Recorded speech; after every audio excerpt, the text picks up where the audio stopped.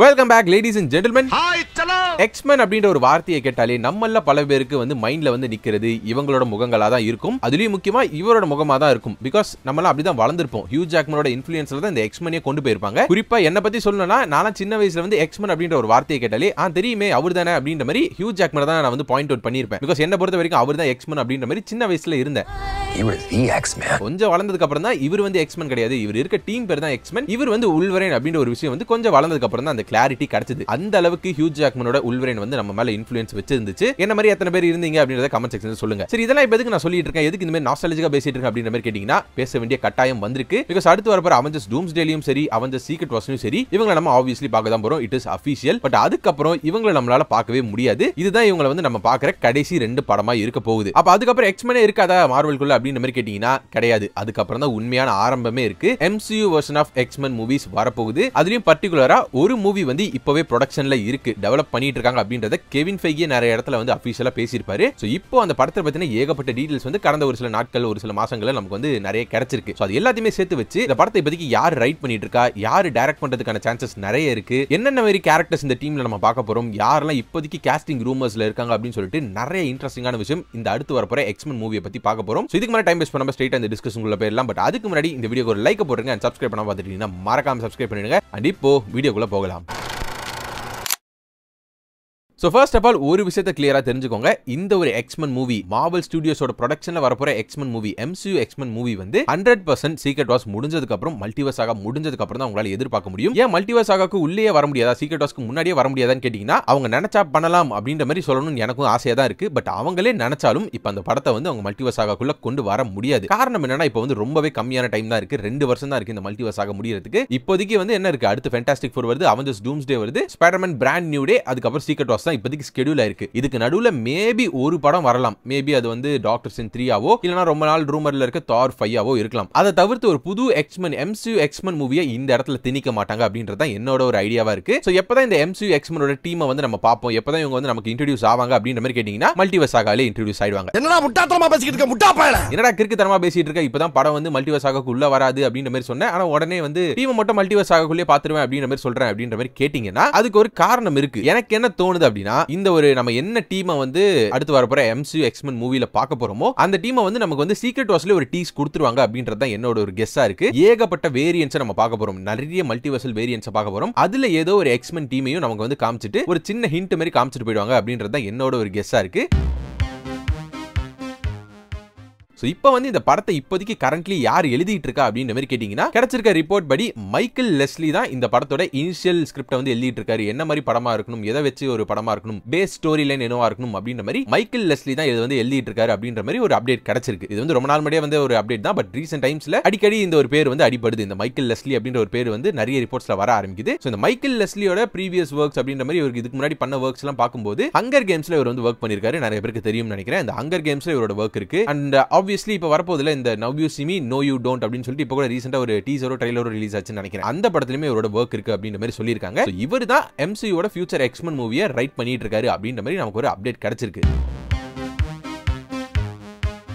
தண்டர்போல்ட்ஸோட டைரக்டரான Jack ஸ்ட்ரையர் வந்து இந்த படத்துக்கு வந்து டைரக்டரா வரதுக்கான சான்சஸ் நிறையவே இருக்கு அப்படின்னு சொல்லிட்டு ஒரு அப்டேட் கிடைச்சிருக்கு. இவர் தான் டாப் ஆஃப் த லிஸ்ட்ல இருக்காரு இந்த படத்தை டைரக்ட் பண்றதுக்கு அப்படின்ற மாதிரி இப்போ ஒரு அப்டேட்டை கொடுத்திருக்காங்க. தண்டர்போல்ட்ஸ் படத்தை பார்த்தவங்க எல்லாருக்குமே தெரிஞ்சிருக்கும் அந்த படம் எவ்வளவு குவாலிட்டியா இருந்திருக்கும் மேக்கிங் வைஸ் அப்படின்னு சொல்லிட்டு. அவர் தான் வந்து மார்வல் ஸ்டுடியோஸ் X-Men மூவிக்கு வளைச்சு போடணும் அப்படின்ற மாதிரி பார்த்துட்டு இருக்காங்க அப்படின்ற மாதிரி ஒரு அப்டேட் கிடைச்சிருக்கு. சப்போஸ் மார்வல் வந்து கன்ஃபார்ம் பண்ணிட்டாங்க ஜேக் ஸ்ட்ரையர் தான் இந்த அடுத்து வரப்போற MCU ஓட X-Men மூவிக்கு டைரக்டரா வரப்போறாரு அப்படின்றத அபிஷியலா கன்ஃபார்ம் பண்ணிட்டாங்களா, அதுக்கு என்னோட ரியாக்ஷன் என்னவா இருக்குன்ற மாதிரி என்ன கேட்டீங்கன்னா பெர்ஃபெக்ட்டான ஒரு சாய்ஸா இருக்கும் அப்படின்ற மாதிரி தான் நான் சொல்லுவேன். பிகாஸ் இந்த தண்டர்போல்ட்ஸ் மூவியை பார்த்த எல்லாருக்குமே தெரிஞ்சிருக்கும் அதுல இருந்த கேரக்டர்ஸ் அப்படின்ற மாதிரி நீங்க பார்க்கும்போது கம்பேரிட்டிவ்லி ஆடியன்ஸ் வந்து கம்மியா கேர் பண்ணக்கூடிய கேரக்டர்ஸ். மேபி பக்கியை வேணா சொல்லலாம், பக்கி வந்து நிறைய பேருக்கு பிடிக்கும். அதை தவிர்த்துட்டு பார்க்கும்போது எல்லாருமே ஒரு படத்துல தான் வந்திருக்காங்க. பெருசா யாருமே கண்டுக்காத அளவுக்கு பாப்புலாரிட்டி இருக்க கேரக்டர்ஸ் தான் வச்சுப்போமே. அப்படிப்பட்ட ஒரு கேரக்டர்ஸ், அப்படிப்பட்ட பஞ்ச் ஆஃப் மிஸ்ஃபிட்ஸ் வச்சுக்கிட்டு இந்த மாதிரி ஒரு குவாலிட்டியா ஸ்டோரியை கொடுத்து இந்த படத்தை முடிச்சுட்டு எல்லாரும் வெளியே வரும்போது இந்த அளவுக்கு சாட்டிஸ்ஃபைங்கா இந்த டீமை வந்து எல்லாருக்குமே பிடிக்கிற மாதிரி கொண்டு போன ஒரு டேரக்டர் தான் இந்த ஜேக் ஸ்ட்ரையர். சோ இது எல்லாத்தையுமே ஹேண்டில் பண்ணது இவர் தானே. இந்த ஒரு ஜேக் ஸ்ரேயர்ன்ற டைரக்டர் தானே இது எல்லாத்தையுமே பண்ணாரு. சோ அப்படி இருக்கும்போது இந்த மாதிரி ஒரு பஞ்ச் ஆஃப் மிஸ்ஃபிட்ஸே ஒருவேளை இந்த அளவுக்கு ஹேண்டில் பண்ண முடியும்னா ஆல்ரெடி எஸ்டாப்லிஷ் பண்ணப்பட்ட மார்வலோட காமிக்ஸோட ஒரு கட்டத்துல ஃபேஸா இருந்த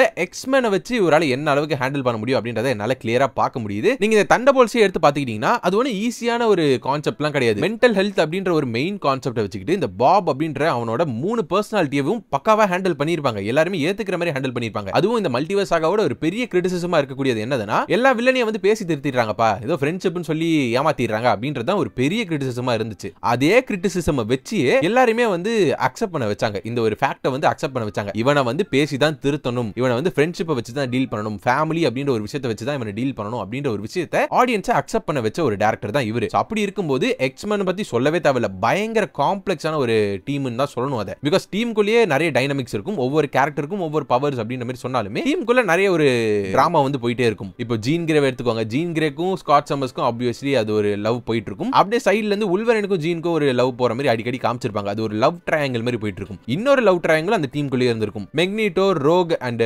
கேம்பிட் இவங்களுக்குள்ள ஒரு லவ் ட்ரையாங்கிள் போயிட்டு இருக்க மாதிரி இருக்கும். சோ நிறைய டீம் டைனமிக்ஸ் இருக்கும். நிறைய காம்ப்ளிகேட்டடான விஷயங்கள்லாம் இந்த டீமுக்குள்ளேயே இருக்கும். சோ அதை பக்காவா ஹேண்டில் பண்ணணும்னா ஆல்ரெடி நல்ல ஒரு கான்செப்டை, ஒரு கிரிட்டிக்கலான ஒரு காம்ப்ளிகேட்டடான ஒரு கான்செப்டை ஹேண்டில் பண்ண ஒரு டைரக்டரால தான் முடியும். இவர் வந்து ப்ரூவ் பண்ணியிருக்காரு. சோ என்ன பொறுத்த வரைக்கும் இவர் வந்து ஒரு பெர்ஃபெக்ட்டான டைரக்டரா இந்த எக்ஸ்மேன் மூவிக்கு அமையலாம் அப்படின்றத என்னோட ஒரு ஒப்பீனியன். அது மட்டும் இல்லாம எனக்கே இந்த டைரக்டர் வந்து கன்ஃபார்மா வந்துருவாரு அப்படின்ற மாதிரி தோணுதுன்னா மார்வல் விட மாட்டாங்க. ஒரு நல்ல டைரக்டரை பார்த்துட்டாங்க அப்படின்னா அவங்க கூட அப்படியே டிராவல் பண்ணணும் தான் பார்ப்பாங்க. அதுக்கு வந்து நல்ல உதாரணமா நீங்க எதை எடுத்துக்கலாம்னா ரூசோ பிரதர்ஸ் எடுத்துக்கலாம். 4 படம் எடுத்துட்டாங்க. இப்போ அடுத்த 2 அவெஞ்சர்ஸ் மூவி அவங்க தான் எடுக்கிறாங்க. ஜான் வாட்ஸ் எடுத்துக்கோங்க. 3 ஸ்பைடர்மேன் மூவி அவர் தான் எடுத்தாரு. ரயன் கூக்லர் பிளாக் பேந்தர் பிரான்ச்சைஸே இப்போ அவரோட கையில தான் இருக்கு. ஒரு எக்ஸிகியூட்டிவ் ப்ரொடியூசர் மாதிரி ஒர்க் பண்ணிட்டு இருக்காரு. அந்த அயன் ஹார்ட் சீரிஸ்லயும் அவரோட வந்து எக்ஸிகியூட்டிவ் ப்ரொடியூசரா இருக்காருன்னு நினைக்கிறேன். டெஸ்டின் டேனியல் கிரேட்டன் எடுத்துக்கோங்க. ஷாங்சின்ற ஒரு படத்தை எடுத்துட்டு அதுல அவரோட ஒர்க் எல்லாருக்குமே பிடிச்சு போய் அவருக்கு வந்து வண்டர் மேன் ஒரு சீரிஸ் கொடுத்தாங்க. அவெஞ்சர்ஸ் கேங் டைனஸ்டி அவர்கிட்ட தான் கொடுத்தாங்க. அதுக்கப்புறம் அந்த ஸ்கிரிப்ட் எல்லாமே மாறிட்டதுனால அதுல இருந்து அவர் தூக்கிட்டு இப்ப ஸ்பைடர்மேனோட டைரக்டரா கொடுத்துட்டாங்க. சோ அந்த அளவுக்கு வந்து அந்த டைரக்டரை நம்பிட்டாங்கன்னா அவரை வந்து விடவே மாட்டாங்க, பிடிச்சிட்டு தான் பார்ப்பாங்க. சோ அந்த மாதிரி இந்த டைரக்டரை நம்பலாங்க போல இருக்கு மார்வல். சோ எனக்கு தெரிஞ்சு ஜேக் ஸ்ரேயர் இந்த எக்ஸ்மேன் மூவிக்கு டைரக்டரா வரதுல எந்த ஒரு ஆச்சரியமும் இல்ல. நீங்க என்ன நினைக்கிறீங்க இந்த சாய்ஸ் பத்தி? நல்ல ஒரு டைரக்டரா இந்த படத்துக்கு அமைவாரா இல்லனா சொதப்பிடுமா அப்படின்ற மாதிரி நீங்க என்ன நினைக்கிறீங்க அப்படின்றத கமெண்ட் செக்ஷன் சொல்லுங்க. சோ ரைட்டர் பார்த்தாச்சு, டைரக்டர் பார்த்தாச்சு, இதுக்கப்புறம் எல்லாமே ஸ்பெகுலேஷன்ஸ் தான். என்னென்ன கேரக்டர்ஸ் இந்த டீம்ல இருக்கலாம் அப்படின்ற மாதிரி கேட்டீங்கன்னா டெஃபினட்டா ஒரு யூனிக்கான டீம் தான் கொடுப்பாங்கன்ற மாதிரி எனக்கு தோணுது. ஃபாக்ஸோட எக்ஸ்மேன்ல என்ன பார்த்தோமோ அதே மாதிரி ஒரு டீமை கொடுக்காம கொஞ்சம் டிஃபரெண்டான ஒரு டீமை கொடுக்கிறதுக்கான சான்சஸ் இருக்கு. பிகாஸ் அதே ஒரு டீமை கொண்டு வந்தா போர் அடிச்சிடும்ல. சோ யூனிக்கான ஒரு டீம் தான் கொடுக்க பார்ப்பாங்க. ஆப்வியஸ்லி மெயின் கேரக்டர்ஸ் இருக்க தான் போறாங்க. Professor X, Magneto, Cyclops, Jean Grey, Beast இவங்க எல்லாம் இருக்க தான் போறாங்க. இதை தவிர்த்து ஒரு சில யூனிக்கான எக்ஸ்மேன் கேரக்டர்ஸ் வந்து உள்ள வரலாம். எனக்கு வந்து யாரெல்லாம் வந்து ஐடியா வருதுன்னா கிட்டி பிரைட வந்து இவங்க வந்து ஒரு மெயின் எக்ஸ்மேன் கேரக்டரா கொண்டு வரலாம். எஸ் ஆப்வியஸ்லி கிட்டி பிரைடையும் நீங்க வந்து பழைய எக்ஸ்மேன் மூவிஸ்ல பார்த்திருப்பீங்க. பட் பெருசா ஃபோக்கஸ் இருக்காது. அவங்களுக்கு வந்து இந்த ஒரு எக்ஸ்மேன் டீம்ல ஒரு ஃபோக்கஸ் கொடுக்கப்படலாம். ஜூபிலியை கொண்டு வரலாம். ஜூபிலி வந்து ஏதோ ஒரு படத்துல வந்திருப்பாங்க. எக்ஸ்மேன் யுனைடெட்னு நினைக்கிறேன். அந்த படத்துல வந்து அவங்களுக்கான ஒரு ரெஃபரன்ஸ் வந்து இருந்திருக்கும். ப்ராபபிலி ஜூபிலியை வந்து இந்த ஒரு எக்ஸ்மேன் டீம்ல அவங்க ஆட் பண்ணலாம். கேம்பிட்டை ஆட் பண்ணலாம். கேம்பிட்டை வந்து ஒரே ஒரு படத்துல ஏதோ ஒரு உல்வரைன் படத்துல மட்டும் கொண்டு வந்துட்டு பெருசா யூஸே பண்ணிக்கல கேம்பிட்டை. கேம்பிட் எனக்கு தெரிஞ்சு நீங்க பாரு எழுதி வச்சுக்கோங்க. இந்த எக்ஸ்மேன் டீம்ல கேம்பிட் இருப்பாரு. கேம்பிட் அண்ட் ரோக் இருக்கலாம். ரோகுமே நீங்க பழைய எக்ஸ்மேன் மூவில பாத்துக்கலாம். பட் அதெல்லாம் உண்மையான ரோகே கிடையாது. உண்மையான பக்காவான காமிக் அக்யூரேட் ரோக வந்து கொண்டு வராங்கன்னு தோணுது. இவங்க 8 பேர் இப்போதைக்கு இந்த மெயின் எக்ஸ்மேன்லாம் இருக்கலாம் அப்படின்ற மாதிரி எனக்கு தோணுது. சரி ஓகே, இவங்கலாம் இந்த கேரக்டர்ஸ்லாம் இந்த டீம்ல இருக்கலாம். பட் யாரெல்லாம் இந்த கேரக்டர்ஸை நடிக்கலாம் அப்படின்ற மாதிரி ஒரு கேள்வி வரும்ல. இப்போதைக்கு ரூமர்ஸ்ல இருக்க ஒரு சில ஆக்டர்ஸ் வந்து நான் உங்ககிட்ட சொல்றேன். இவங்க தான் வருவாங்களா அப்படின்றது வந்து எனக்கு தெரியல. இப்போதைக்கு ரூமரா இருக்க காஸ்டிங்ஸ் இவங்க தான். எல்லா கேரக்டர்ஸ்க்கும் எனக்கு காஸ்டிங் கிடைக்கல. ஒரு சில கேரக்டர்ஸ்க்கு மட்டும் இப்போதைக்கு வந்து காஸ்டிங் ரூமர்ஸ் கிடைச்சிருக்கு. அதை வந்து உங்ககிட்ட நான் ஷேர் பண்றேன். ஸ்காட் சம்மர்ஸ் அதாவது சைக்ளாப்ஸா வந்து ஹாரிஸ் டிக்கன்சனை வந்து இவங்க வந்து எய்ம் பண்ணிட்டு இருக்காங்க அப்படின்ற மாதிரி சொல்லியிருக்காங்க. ரோக் கேரக்டருக்கு வந்து மார்கரெட் குவாலி அப்படின்ற ஒரு ஆக்டர்ஸ் தான் இவங்க பார்த்துட்டு இருக்காங்க அப்படின்ற மாதிரி சொல்லியிருக்காங்க. ஜூலியா பட்டர்ஸ் அப்படின்ற ஒரு ஆக்டர்ஸ் வந்து கிட்டி பிரைடோட ரோலுக்கு பார்த்துட்டு இருக்காங்க. ஜெசே பிளமன்ஸ் அப்படின்றவர் வந்து பீஸ்டோட ரோலுக்கு வந்து பார்த்துட்டு இருக்காங்க. அண்ட் இன்னொன்னு இருக்கு, ஜீன் கிரேவோட காஸ்டிங் ரூமர் இருக்கு. பட் அது வந்து இப்போ புஷ்ன்னு போயிடுச்சு. சேடி சிங் தான் வந்து ஜீன் கிரேவா வரப்போறாங்க அப்படின்ற மாதிரி ரொம்ப நாளா சொல்லிட்டு இருந்தாங்க. பட் இப்போ வந்து அவங்க வந்து ஸ்பைடர்மேன் பிராண்ட் நியூ டேல காஸ்ட் பண்ணிட்டதுனால அந்த ஒரு ரூமருக்கு என்ன அர்த்தம் அப்படின்ற மாதிரி இப்போ வந்து நிறைய கேள்வி வர ஆரம்பிச்சிருச்சு. சோனி வந்து இந்த மாதிரி ஒரு எக்ஸ்மேன் கேரக்டர் உள்ள கொண்டு வந்து இன்ட்ரோடியூஸ் பண்ணி அங்க ஒரு ஸ்கிரீன் டைம்லாம் கொடுக்கறதுக்கு ஒத்துக்க மாட்டான். அப்படி இருக்கும்போது சேடி சிங் வந்து வேற ஏதோ ஒரு கேரக்டர் தான் ப்ளே பண்றாங்க போல இருக்கு. ப்ராபபிலி குவென் ஸ்டேசியா இருக்கலாம். சோ ஜீன் கிரேக்கு இன்னும் யார் இருக்காங்க, யார் வர போறாங்க அப்படின்றது தெரியல. மறுபடியும் சொல்லிக்கிறேன், இது எல்லாமே ரூமர்ஸ் தான், ரூமர் காஸ்டிங்ஸ் தான். இது எல்லாமே இது மாறலாம், இதே ஒரு காஸ்டிங்கும் வரலாம். பட் இந்த இடத்துல நிறைய பேருக்கு ஒரு டவுட் வந்திருக்கலாம். ஆரம்பத்துல இருந்து எக்ஸ்மேன் சொல்லிட்டு இருக்கே, மெயின் கேரக்டர் எங்கடா, என் தலைவன் உல்வரன் எங்கடா அப்படின்ற மாதிரி நிறைய பேருக்கு ஒரு கேள்வி வந்திருக்கலாம். எனக்கு என்னவோ இந்த எக்ஸ்மேன் டீம்ல உல்வரன் இருக்க போறது இல்லையோ அப்படின்ற மாதிரி தோணுது. நான் ஏன் அப்படி சொல்றேன்றத ஒரு ஃபுல் ஃபிளெஜ்ட் உல்வரன் வீடியோல வந்து நான் உங்களை சந்திக்க போறேன். முழுக்க முழுக்க உல்வரனை பத்தியும் போஸ்ட் சீக்ரெட் வாஸ் முடிஞ்சதுக்கு அப்புறம் எப்படிப்பட்ட கதைகள் உல்வரன் வல்வரனுக்கு வரலாம் அப்படின்றத பத்தி தான் நம்ம பேச போறோம். நிறைய இன்ட்ரெஸ்டிங்கான விஷயங்கள் இருக்கு. ஹியூ ஜாக்மன் பத்தியும் பேச போறோம். என்னென்னலாம் பேச போறோம் அப்படின்றத தெரிஞ்சுக்கிறதுக்கு இந்த வீடியோ ஒரு லைக் போட்டு சப்ஸ்கிரைப் பண்ணா பாத்தீங்கன்னா மறக்காம சப்ஸ்கிரைப் பண்ணிடுங்க. உங்களுக்கு கூடிய சீக்கிரம் நான் அடுத்த வீடியோல வந்து சந்திக்கிறேன். Until then, stay safe. See you soon. Bye.